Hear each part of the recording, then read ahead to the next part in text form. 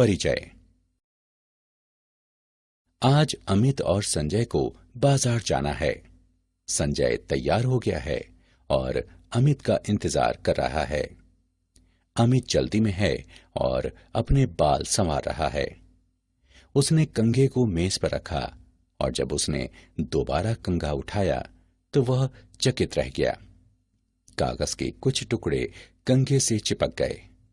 उसने कंघा हिलाया लेकिन कुछ ही टुकड़े नीचे गिरे, कुछ अभी भी इससे चिपके रहे।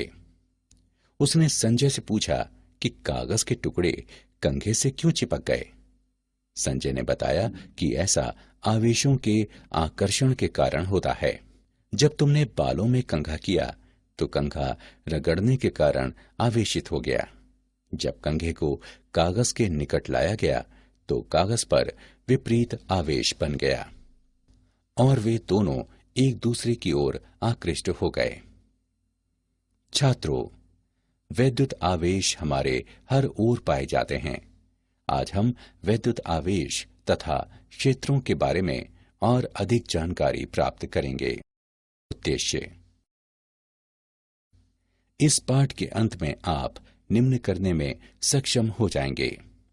वैद्युत आवेश को परिभाषित करना, चालकों एवं विद्युत रोधियों को परिभाषित करना, प्रेरण द्वारा आवेशन के बारे में जानना, वैद्युत आवेश के मूल गुणों को समझना, कूलॉम के नियम को परिभाषित करना, बहुलावेशों के बीच बलों की गणना करना, विद्युत क्षेत्र को परिभाषित करना, विद्युत क्षेत्र रेखाएं खींचना, विद्युत फ्लक्स तथा विद्युत द्विध्रुव के बारे में जानना, एक समान बाह्य क्षेत्र में द्विध्रुव का विश्लेषण करना, संतत आवेश वितरण की गणना करना, गॉस के नियम तथा इसके अनुप्रयोगों को परिभाषित करना।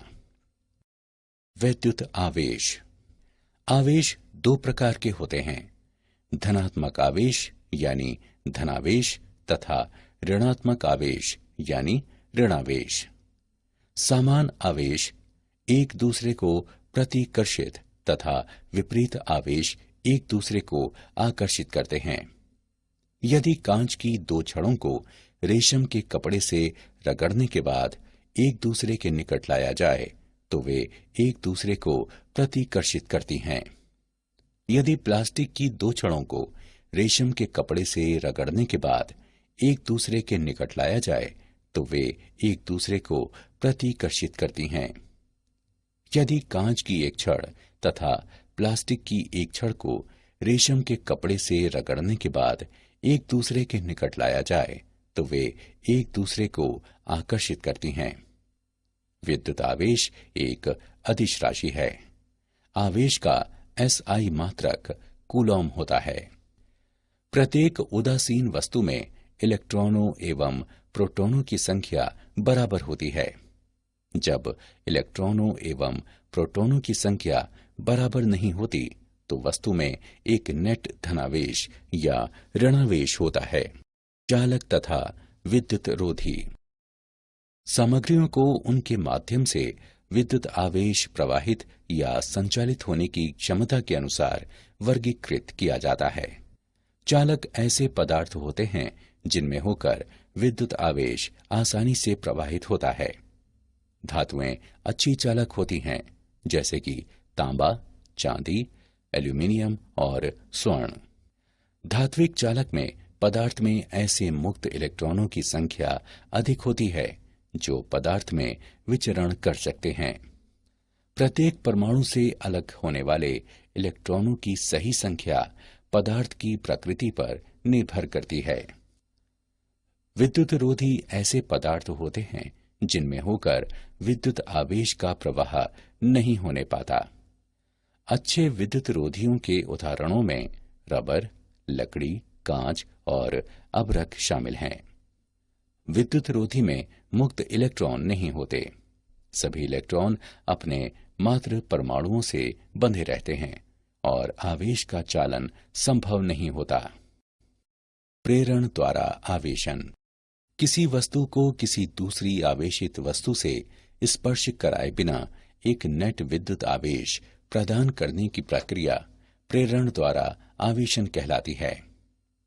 जब किसी चालक को किसी चालक तार द्वारा पृथ्वी से संयोजित किया जाता है तो इसे भू संपर्कित कहा जाता है। आइए इस परिघटना को समझने के लिए एक उदाहरण देखें। एक ऋणावेशित छड़ को एक वियुक्त अनावेशित गोले के निकट लाएं। परिणाम स्वरूप गोले का वो भाग धनावेशित हो जाता है जो छड़ के निकटतम होता है तथा वो भाग ऋणावेशित हो जाता है जो सबसे दूर होता है। भू संपर्क कण तार को गोले से संयोजित करें। कुछ इलेक्ट्रॉन अब गोले से निकलकर भूमि में चले जाएंगे। भूमि से संपर्क हटा दें।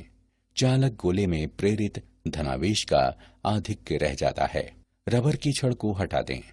चालक गोले में अब नेट धनावेश रह जाता है। वैद्युत आवेश के मूल गुण। योज्यता। किसी निकाय का कुल आवेश निकाय के विभिन्न भागों पर वितरित सभी पृथक आवेशों का बीजीय योग होता है। उदाहरण के लिए 4 आवेशों 2 कूलाम, -5 कूलॉम, -6 कूलॉम और 4 कूलॉम वाले एक निकाय का कुल आवेश -5 कूलॉम होता है। आवेश का संरक्षण। वियुक्त निकाय का कुल आवेश किसी भी प्रक्रिया के दौरान नियतांक रहता है। आवेश को एक से अन्य निकाय में स्थानांतरित किया जा सकता है, लेकिन इसे सृजित या नष्ट नहीं किया जा सकता। उदाहरण के लिए आवेश का भू संपर्कण। क्वांटमीकरण। किसी आवेशित वस्तु का कुल आवेश आवेश की निश्चित सबसे छोटी राशि ई का पूर्णांकी गुणज होता है। मुक्त आवेश की सबसे छोटी राशि ई, जिसे खोजा गया एक इलेक्ट्रॉन या प्रोटॉन पर आवेश है, जिसका परिमाण 1.60 गुणे 10 की घात -19 कूलॉम होता है। किसी वस्तु पर कोई आवेश Q सदैव Q बराबर Ne के रूप में व्यक्त किया जाता है, जहां n एक पूर्णांक है। कूलॉम का नियम। एक बिंदु आवेश द्वारा अन्य बिंदु आवेश पर लगाए जाने वाले विद्युत बल का परिमाण आवेशों के परिमाणों के गुणनफल के अनुक्रमानुपाती तथा उनके बीच की दूरी के वर्ग के व्युत्क्रमानुपाती होता है। यह बल दोनों आवेशों को मिलाने वाली रेखा के अनुदिश निर्देशित होता है। 2 बिंदु आवेशों के बीच तथा r दूरी से पृथक बल का परिमाण F गणितीय रूप से निम्नवत व्यक्त किया जा सकता है। F बराबर K गुणे मोड Q1 गुणे मोड Q2 बटे R वर्ग। यहाँ के आनुपातिकता नियतांक है। निर्वात के लिए तथा SI प्रणाली में कूलॉम का नियम निम्न प्रकार का होता है। F बराबर 1/4 पाई एप्सिलॉन नॉट गुणे मोड Q1 गुणे मोड Q2 बटे R वर्ग। बहुल आवेशों के बीच बल। अध्यारोपण का सिद्धांत। आवेशों के किसी निकाय के लिए किसी विशेष आवेश पर कुल बल इस पर अन्य सभी आवेशों द्वारा लगाए जाने वाले पृथक कूलॉम बलों का सदिश योग होता है। किन्हीं 2 आवेशों के बीच बल अन्य आवेशों की उपस्थिति से अप्रभावित रहते हैं। n आवेशों की प्रणाली के लिए Q1, Q2, Q3 और इसी प्रकार Qn तक आवेश Q1 पर कुल बल F अन्य सभी आवेशों Q2, Q3, Q4 तथा इसी प्रकार Qn तक होता है। F1 बराबर F12 plus F13 plus F14 तथा इसी प्रकार F1n तक। इस समीकरण को निम्न रूप में लिखा जा सकता है। F1 बराबर I बराबर 2 से I बराबर n तक का योग बराबर 1/4 पाई एप्सिलॉन नॉट गुणे Q1 Qi बटे R1I गुणे R1I कैप। उदाहरण। आइए कूलॉम के नियम का एक उदाहरण देखें। दिए गए चित्र में केंद्रीय आवेश पर बल ज्ञात करें। आइए इसका हल देखें। माना F1 बल का परिमाण है जिससे आवेश Q2 Q1 की ओर आकर्षित है। F बराबर 1/4 पाई एप्सिलॉन नॉट गुणे Q1 Q2 बटे R वर्ग। इस समीकरण में मान रखने पर हम पाते हैं कि F1 बराबर 45 गुणे 10 की घात -3 न्यूटन, जो 0.045 न्यूटन है। F2 बल का परिमाण है जिससे Q2 Q3 की ओर आकर्षित है। उपरोक्त समीकरण में मानों को रखने पर हम पाते हैं कि F2 बराबर 16.875 गुणे 10 की घात -3 न्यूटन, जो 0.0169 न्यूटन है। Q2 द्वारा अनुभव किया जाने वाला नेट बल F Q1 की ओर निर्देशित है तथा निम्न रूप में व्यक्त है। F बराबर F1 माइनस F2 बराबर 0.045 माइनस 0.0169 न्यूटन, जो 0.0281 न्यूटन के बराबर है। विद्युत क्षेत्र आवेश या आवेशों के निकाय के परितः एक दिक् स्थान होता है जिसमें अन्य आवेशित कण स्थिर वैद्युत बलों का अनुभव करते हैं। यह क्षेत्र विद्युत क्षेत्र कहलाता है। एक बिंदु पर विद्युत क्षेत्र E को उस बिंदु पर स्थित एक छोटे धनात्मक परीक्षण आवेश Q0 द्वारा अनुभव किए जाने वाले विद्युत बल F के रूप में परिभाषित किया जाता है, जो आवेश से विभाजित होता है। E बराबर F बटे Q0। विद्युत क्षेत्र E एक सदिश है जिसकी दिशा धनात्मक परीक्षण आवेश पर बल F के समान होती है। विद्युत क्षेत्र का SI मात्रक न्यूटन प्रति कूलॉम होता है। एक बिंदु पर विद्युत क्षेत्र निम्नानुसार व्यक्त है। E बराबर 1/4 पाई एप्सिलॉन नॉट गुणे Q बटे R वर्ग गुणे R कैप। बिंदु आवेशों के समूह के कारण विद्युत क्षेत्र की गणना करने पर अध्यारोपण सिद्धांत प्रयुक्त होता है। E बराबर E1 plus E2 plus E3 और इसी प्रकार En तक। इस समीकरण को निम्नानुसार लिखा जा सकता है। E बराबर योग I बराबर 1 से 1 का n बटे 4 पाई एप्सिलॉन नॉट गुणे QI बटे RPI वर्ग गुणे RPI कैप। विद्युत क्षेत्र रेखाएं। विद्युत क्षेत्र रेखाएं एक प्रकार का मानचित्र होती हैं जो दिशा प्रदान करता है तथा विविध स्थानों पर विद्युत क्षेत्र की प्रबलता को इंगित करता है। क्षेत्र रेखाएं सदैव धनावेश पर आरंभ होती हैं तथा ऋणावेश पर या एकल आवेश की स्थिति में अनंत पर समाप्त होती हैं। धनावेश से निकलने वाली या ऋणावेश तक पहुंचने वाली क्षेत्र रेखाओं की संख्या आवेश के परिमाण के समानुपाती होती है। कोई भी दो क्षेत्र रेखाएं परस्पर प्रतिच्छेद नहीं करती। क्षेत्र रेखाओं की आपेक्षिक निकटता विविध स्थानों में विद्युत क्षेत्र की आपेक्षिक प्रबलता को इंगित करती है। वैद्युत फ्लक्स। वैद्युत फ्लक्स फाई E एक विद्युत क्षेत्र में परिकल्पित पृष्ठ के माध्यम से काटी जाने वाली विद्युत क्षेत्र रेखाओं की संख्या की माप है। एक समान विद्युत क्षेत्र E में डुबोए गए S क्षेत्रफल वाले समतल पृष्ठ के लिए विद्युत फ्लक्स निम्नवत परिभाषित है। फाई E बराबर ES cos थीटा, जहां E पृष्ठ के अभिलंबवत है, थीटा बराबर 0 डिग्री तथा फाई E बराबर ES एक अधिकतम मान है। इस स्थिति में पृष्ठ से गुजरने वाली क्षेत्र रेखाओं की अधिकतम संख्या होगी। जहां E पृष्ठ के समांतर है, थीटा बराबर 90 डिग्री और फाई E बराबर 0 है। ऐसी स्थिति में पृष्ठ से कोई क्षेत्र रेखा नहीं गुजरेगी। सामान्य विद्युत क्षेत्र में निमग्न यादृच्छिक बंद पृष्ठ के लिए वैद्युत फ्लक्स E cos थीटा के पृष्ठ पर पूर्ण सांख्यिक के रूप में परिभाषित किया जाता है। वैद्युत फ्लक्स का SI मात्रक न्यूटन मीटर वर्ग प्रति कूलॉम होता है।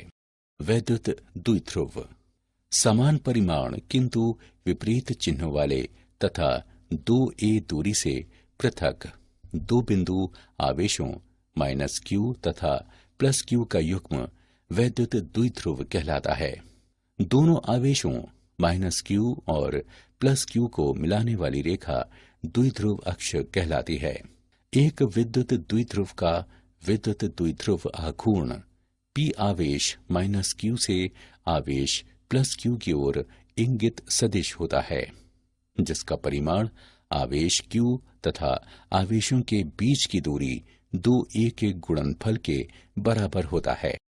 एक समान बाह्य क्षेत्र में द्विध्रुव एक समान विद्युत क्षेत्र E में रखे एक द्विध्रुव पर विचार करें, जिसका द्विध्रुव आघूर्ण p E के साथ एक कोण थीटा बनाता है। इसलिए +q पर बल QE है तथा आवेश -q पर -QE है। चूंकि बल समान तथा प्रति समांतर हैं, इसलिए द्विध्रुव पर नेट बल 0 है। हालांकि दोनों बल QE और -QE एक युग्म बनाते हैं। बल आघूर्ण का परिमाण बराबर प्रत्येक बल का परिमाण गुणे युग्म की भुजा। इस समीकरण को निम्नवत लिखा जा सकता है: टाउ बराबर P तथा E का तिर्यक गुणनफल। संतत आवेश वितरण आवेश वितरण के कारण बिंदु आवेश Q पर विद्युत बल आवेश वितरण को संतत मानते हुए सुविधा पूर्वक परिकलित किया जा सकता है। परिकलन प्रक्रिया आवेश वितरण को सूक्ष्म अवयवों में विभाजित करें। ऐसे एक अवयव dq के कारण आवेश q पर बल ज्ञात करें। इसे बिंदु आवेश मानते हुए आवेश q पर परिणामी बल आवेश वितरण के समस्त अन्य आवेश अवयवों के क्षेत्रीय योगदानों के एकीकरण द्वारा प्राप्त किया जाता है।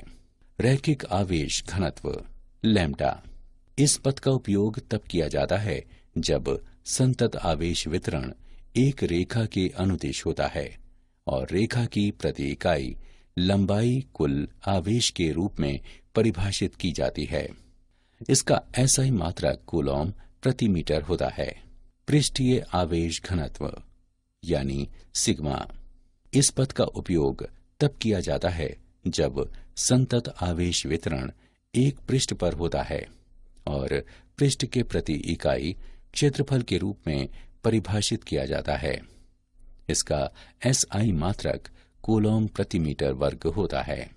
आयतनी आवेश घनत्व रो इस पद का उपयोग तब किया जाता है जब संतत आवेश वितरण एक त्रिविमीय प्रदेश में होता है और प्रदेश के प्रति इकाई आयतन कुल आवेश के रूप में परिभाषित किया जाता है। इसका SI मात्रक कूलॉम प्रति घन मीटर होता है।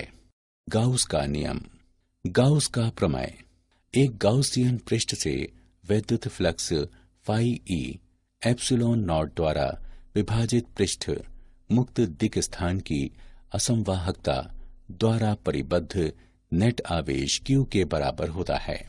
गाउस का प्रमेय एक बंद पृष्ठ के अंदर आवेश की गणना करने के लिए प्रयुक्त किया जाता है यदि पृष्ठ पर समस्त बिंदुओं के लिए E ज्ञात हो। गाउस के नियम के अनुप्रयोग अनंत लंबाई के एक समान आवेशित सीधे तार के कारण विद्युत क्षेत्र गाउसियन पृष्ठ के रूप में हम R त्रिज्या और L लंबाई का एक बेलनाकार पृष्ठ चुनते हैं जिसके अक्ष तार के अनुदिश हैं। यदि तार का रैखिक आवेश घनत्व लैम्ब्डा है तो गाउसियन पृष्ठ में आवेश L लैम्ब्डा होगा।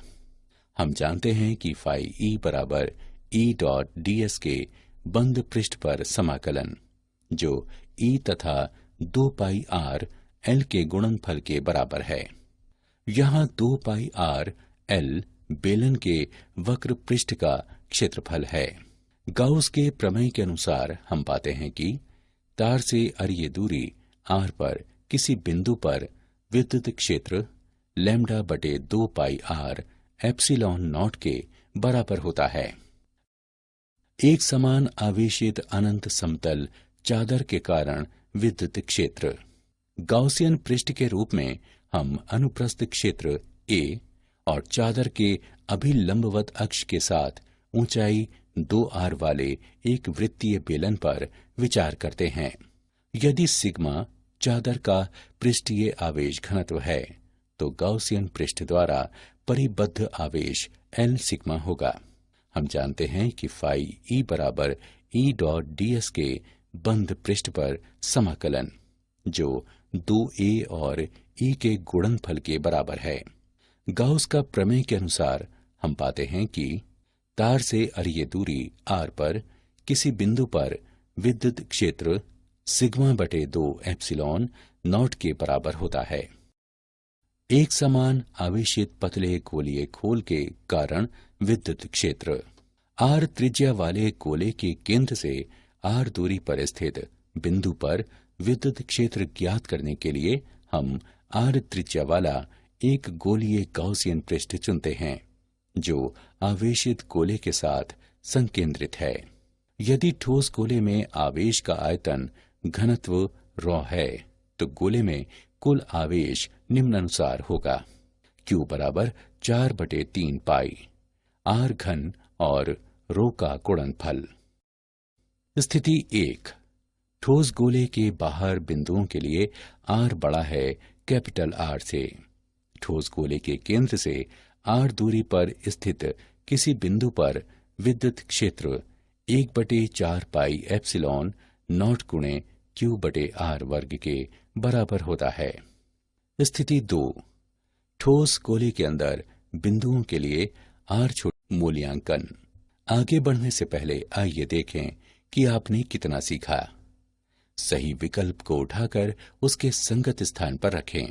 क्या आप जानते हैं रगड़ने पर कम कार्य फलन वाले निकाय से इलेक्ट्रॉन मुक्त होते हैं और वो धनावेशित हो जाता है। उच्चतर कार्य फलन वाला निकाय इलेक्ट्रॉन प्राप्त करके ऋणावेशित हो जाता है।